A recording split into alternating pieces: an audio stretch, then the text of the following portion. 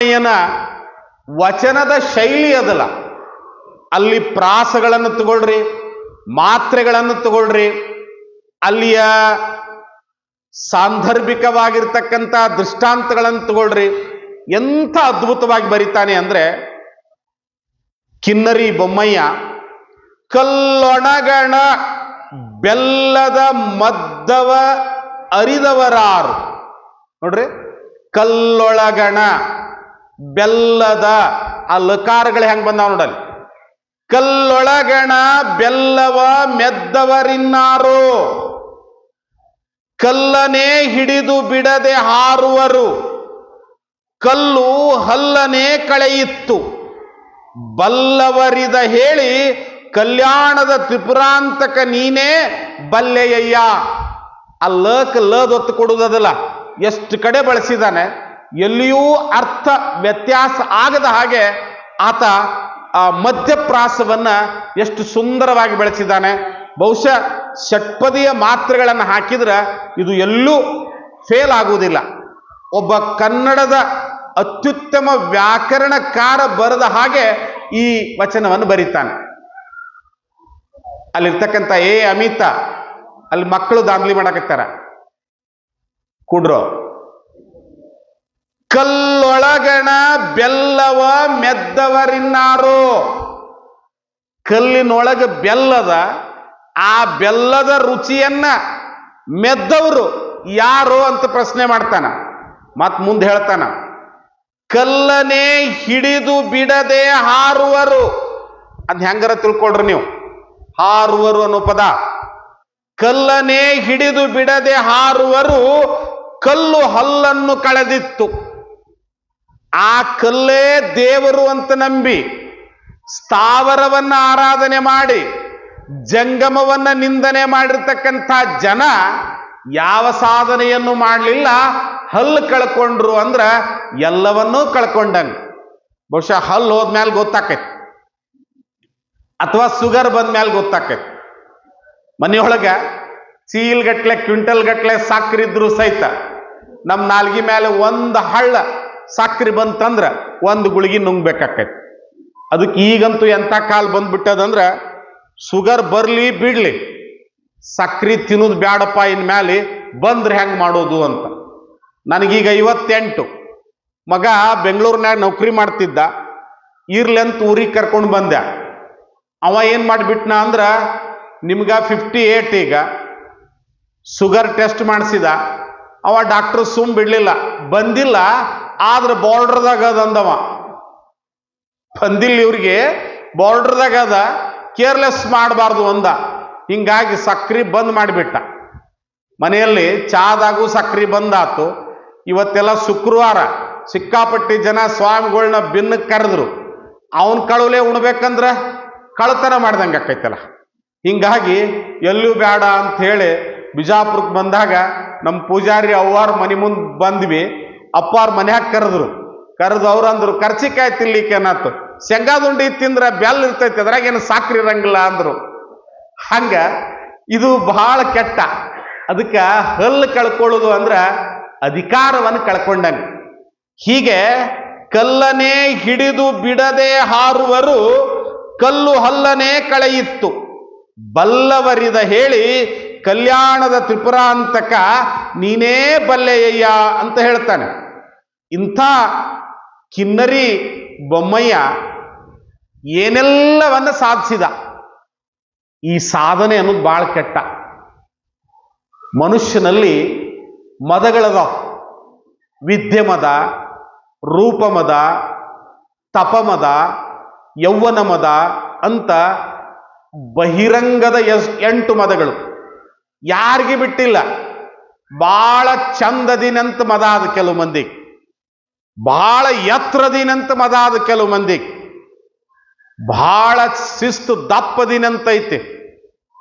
ತೆಳ್ಳಗಿದ್ದವರು ದಪ್ಪ ಆಗೋದು ದೊಡ್ಡಗದಲ್ಲ, ದಪ್ಪ ಆದ್ಮೇಲೆ ಅದನ್ನು ಕರಗಿಸೋದಲ್ಲ, ಅದು ತುಂಬಾ ಹೈರಾಣ, ಬಹಳ ದೊಡ್ಡ ಹೈರಾಣ. ಅವ್ರಿಗೆ ಎಲ್ಲರಿಗೂ ಸೀಟ್ ಕೊಡ್ತಾರ. ನಮ್ಮಂತ ದಪ್ಪ ಇದ್ದವ್ರನ್ನ ಯಾರು ಮಗ್ಲು ಸೀಟೇ ಕೊಡಂಗಿಲ್ಲ. ಎಲ್ರಿಗೂ ಮೊಳಕಾಲ್ ಬ್ಯಾನ್ ಜಲ್ದಿ ಬರಂಗಿಲ್ಲ. ನಮಗೆ ಭಾಳ ದಪ್ಪ ಇದ್ದವ್ರು ಮೊಳಕಾಲ್ ಬ್ಯಾನ್ ಜಲ್ದಿನೇ ಬರ್ತೈತಿ. ಹಂಗ ಕಿನ್ನರಿ ಬೊಮ್ಮಯ್ಯನಿಗೂ ಕೂಡ ಮದ ಬಂತು. ಏನಂದ್ರ, ನನಗೆ ಬಸವಣ್ಣ ಶರಣಾಗತಿಯಾಗಿ ಬಂದ, ಬಿಜ್ಜಳ ಶರಣಾಗತಿಯಾಗಿ ಬಂದ, ನನ್ನಂಥ ಭಕ್ತ ಯಾರೂ ಇಲ್ಲ. ಮತ್ತಷ್ಟೇ ಅಲ್ಲ, ಆತ ಕಿನ್ನರಿಯನ್ನು ನುಡಿಸಿದಾಗ ಆತನ ಜೋಳಿಗೆಯಲ್ಲಿ ಸಂಗ್ರಹವಾಗ್ತಕ್ಕಂಥ ದ್ರವ್ಯವನ್ನ ಯಾರು ಕೇಳಿ ಬರ್ತಾರಲ್ಲ ಅವರಿಗೆಲ್ಲ ದಾನ ಮಾಡ್ತಿದ್ದ.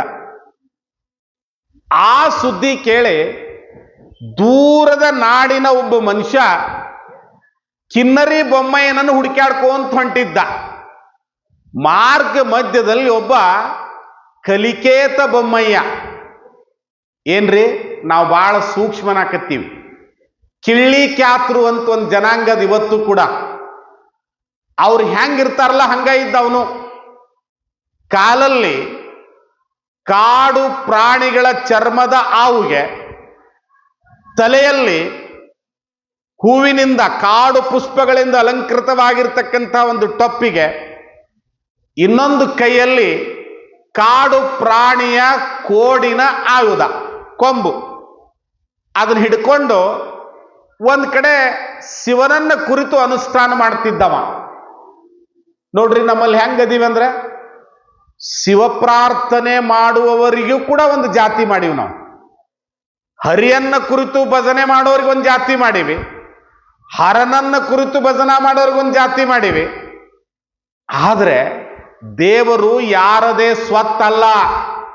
ಆತನನ್ನ ಹಣದಿಂದ ಖರೀದಿ ಮಾಡ್ಲಿಕ್ಕಾಗೋದಿಲ್ಲ, ಅಧಿಕಾರದಿಂದ ನಮ್ಮ ಹಂಗಿನಲ್ಲಿ ಇಟ್ಕೊಳ್ಳಿಕ್ಕಾಗೋದಿಲ್ಲ, ಅತಿಯಾದ ಪ್ರೀತಿಯನ್ನ ಹಾಕಿನೂ ಕೂಡ ಅವನು ಇಟ್ಕೊಳ್ಳಿಕ್ಕಾಗೋದಿಲ್ಲ. ಆತ ಸರ್ವವ್ಯಾಪಿ, ಆತ ವಿಶ್ವವ್ಯಾಪಿ. ಅಂಥ ಕಿಳ್ಳಿ ಖ್ಯಾತರ ಆ ಕಲಿಕೇತ ಬೊಮ್ಮಯ್ಯ ಶಿವನನ್ನ ಪ್ರಾರ್ಥನೆ ಮಾಡ್ತಿದ್ದ, ಸದಾ ಶಿವನಲ್ಲಿ ಲೀನವಾಗಿರ್ತಿದ್ದ.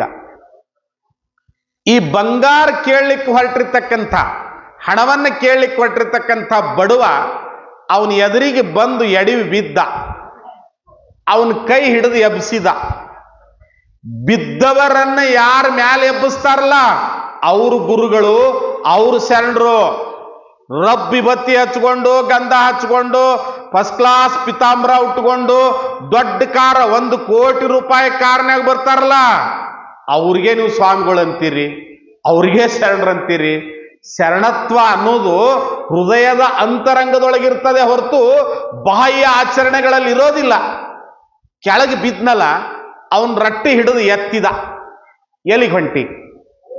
ಕಿನ್ನರಿ ಬೊಮ್ಮಯ್ಯನವರು ಬಹಳಷ್ಟು ರೊಕ್ಕ ಕೊಡ್ತಾರ, ನಾ ಬಹಳ ಬಡವದೀನಿ, ಅದಕ್ಕೆ ತಗೊಂಡು ಬರಕ್ಕೆ ಹೊಂಟೀನಿ. ಅವ ಏನು ಕೊಡ್ತಾನೋ, ಅವನ ಬಲ್ಲ ಏನು ದೊಡ್ಡ ಶ್ರೀಮಂತಿಕೆ ಐತಿ, ನಿನಗೆ ಎಷ್ಟು ಬೇಕು ಹೇಳಂತ ಹೇಳಿ ತನ್ನ ಆ ಕೋಡನ್ನ, ಸತ್ತ ಕಾಡು ಪ್ರಾಣಿಯ ಕೋಡನ್ನ ಕೈಯಲ್ಲಿ ಹಿಡಿದಿದ್ನಲ್ಲ, ಅದರ್ಲಿಂದ ನೆಲ ಕೆದರಿ ಹಿಂಗ್ ಗಳ ಬಡಿತಾನೆ. ರಾಶಿ ರಾಶಿ ಚಿನ್ನ ಬಂದು ಬೀಳ್ತೈತಿ.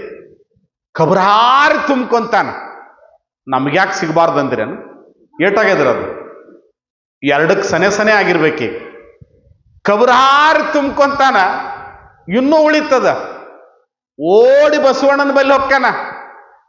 ಅಣ್ಣ ಬಸವಣ್ಣ, ಅಲ್ಲಿ ಕಿಳ್ಳಿ ಕ್ಯಾತರ ಐಗೋಳೋರಲ್ಲ, ಬ್ರಾಹ್ಮಣ ಅಲ್ಲ, ಕ್ಷತ್ರಿಯ ಅಲ್ಲ, ಕಲಿಕೇತ ಬೊಮ್ಮಯ್ಯ ಅಲ್ಲಿ ಬಂಗಾರದ ರಾಶಿಯನ್ನೇ ಸುರಿಬಿಟ್ಟಾನ. ಅದನ್ನು ತುಂಬ್ಕೊಂಡು ಬರಕ್ಕೆ ನನ್ನ ಬಳಿ ಚೀಲಿಲ್ಲ, ಹೊತ್ಕೊಂಡು ಬರಕ್ಕೆ ಆಳಿಲ್ಲ, ಒಂದಿಷ್ಟು ಉಳಿಗದ ಆಳನ್ನು ಕಳಿಸು ಅಂದಾಗ ಬಸವಣ್ಣ ತನ್ನೆಲ್ಲ ಶರಣಗಣಗಳನ್ನೇ ತಗೊಂಡು ಹೋಗ್ತಾನೆ. ತಗೊಂಡು ಹೋಗಿ ಕಲಿಕೇತ ಬೊಮ್ಮಯ್ಯನಲ್ಲಿ ಸಾಷ್ಟಾಂಗ ಹಾಕ್ತಾನೆ. ಆತ ಯಾರು ಅಂತ ಹೇಳಿದ್ರೆ ಕಲಿಕೇತ ಬೊಮ್ಮಯ್ಯ ಯಾರಂದ್ರ, ಕಲ್ಯಾಣಕ್ಕೆ ಬಂದ ಮ್ಯಾಲೆ ಆತ ಭೃಂಗೀಶನಂತೆ ಶಿವನ ಎದುರಿಗೆ ಭೃಂಗೀಶ ಕೋಡಗನ ಆಟವನ್ನು ಮಾಡಿ ಶಿವಪಾರ್ವತಿಯರನ್ನು ನಗಿಸ್ತಿದ್ನಲ್ಲ, ಅಂಥ ಕಾಯಕವನ್ನು ಮಾಡಿರ್ತಕ್ಕಂಥ ಕಿಳ್ಳಿ ಖ್ಯಾತ ಆತ ಬಸವಣ್ಣನ ಹತ್ತಿರ ಬಂದ ಮೇಲೆ ಭೃಂಗೀಶ ಆದ. ಆತನ ವಂಶಸ್ಥರೆಲ್ಲ ಭೃಂಗಿ ಮಠರಾದರು. ಚಲುವಾದಿಗಳು ಯಾರು? ಬಹಳ ಜನ ಇವತ್ತು ಸಮಾಜದ ಅಂತ್ಯಜ ಸ್ಥಾನದಲ್ಲಿ ಇಟ್ಟು ನೋಡ್ಲಿಕ್ಕತ್ತೀವಿ. 12ನೇ ಶತಮಾನದಲ್ಲಿ ಶರಣರ ಹಣೆಗಳನ್ನ, ಶರಣರ ಲಿಂಗದ ಎದೆಯನ್ನ ಚಲುವ ಮಾಡುವ, ಅಲಂಕಾರ ಮಾಡುವ ಪರಮ ಲಿಂಗಾಯತರೇ ಚಲುವಾದಿಗಳು. ಕಾಲಘಟ್ಟದಲ್ಲಿ ಬಡತನ ಜಾತಿಯನ್ನು ನಿರ್ಮಾಣ ಮಾಡ್ತು ಹೊರತು ಆಚಾರ ಜಾತಿಯನ್ನು ನಿರ್ಮಾಣ ಮಾಡಲಿಲ್ಲ. ಅದಕ್ಕೆ ಇತಿಹಾಸವನ್ನು ಕೆದಕಬೇಕು, ಓದಬೇಕು, ಸತ್ಯವನ್ನು ಒಪ್ಕೋಬೇಕು ಅನ್ನುವಂಥ ಮಾತನ್ನು ಹೇಳ್ತಾ ಬಹಳ ಸುಂದರವಾಗಿರ್ತಕ್ಕಂಥ ಸದೃಶ ಪವಾಡಗಳನ್ನು ಕಿನ್ನರಿ ಬೊಮ್ಮಯ್ಯ, ಕಲಿಕೇತ ಬೊಮ್ಮಯ್ಯ, ಅಕ್ಕ ಬಸವಣ್ಣ ನಮ್ಮೆಲ್ಲರಿಗೆ ನೀಡಿದ್ದಾರೆ. ಅವರ ಜ್ಞಾನದ ಬೆಳಕಿನಲ್ಲಿ ನಮ್ಮೆಲ್ಲರ ಬದುಕು ಪವಿತ್ರವಾಗಲಿ.